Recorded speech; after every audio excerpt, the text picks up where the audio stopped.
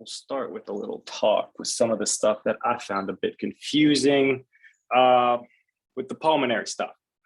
All right, so if you remember from whenever you did pulmonary the first time, term one. So we basically break things down into obstructive versus restrictive, right? So COPDs are obstructive, and all those, irritating diseases that, asbestosis or any sort of autoimmune disease, those tend to be those restrictive or fibrotic diseases. So there are a couple of things to get into there, but what I want to talk about first is this idea of diffusion. So some of this confused me for a while, so it took a little bit. So if we look, well, no, that's terrible. Hold on one second. Let's just call this an alveoli, right? And then we're going to have our blood vessel down here. Now, typically, when you talk about oxygen and carbon dioxide, we talk about perfusion limited, right? So that's going to rely on the amount of blood flow that goes through, not necessarily the ventilation. What they talk about in regards to the diffusion is this diffusion limited carbon monoxide.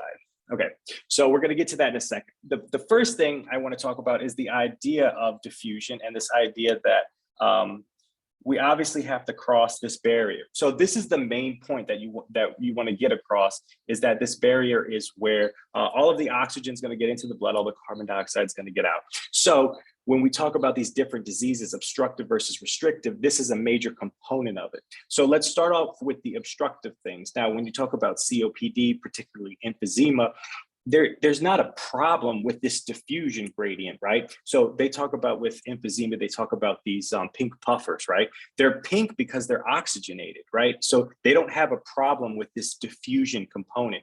It's just the idea that the dynamics of the lungs and the architecture of their chest that doesn't let them get the carbon dioxide out, right? So that's the problem. So it's not really a diffusion component that comes into play. Now with bronchitis, it's also obstructive, and they call them the blue bloaters. Now, the reason they're blue is because they have mucus plugs in there, but technically it's really not this diffusion component that comes in to play. But when you talk about these restrictive diseases, so let me back up. So again, when I say these obstructive diseases, it's not exactly the parenchyma or the actual the lung and the alveoli and this diffusion component. That's not really the problem.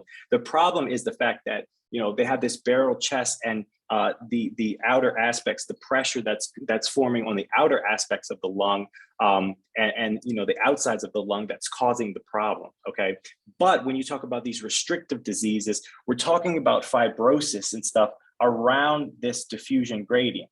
Okay, so you can think of these obstructive things as like a chest wall or an outer aspect of the lungs and a pressure problem, whereas the restrictive lung diseases come into this diffusion component. Okay, so the reason they use carbon monoxide here, you really don't need to know a lot about the testing and how they all do that, but the reason they use carbon monoxide is because it's dependent on this diffusion gradient.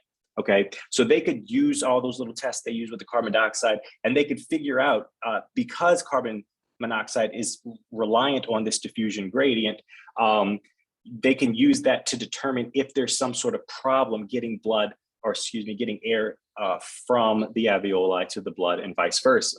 Okay, so that's a big component there.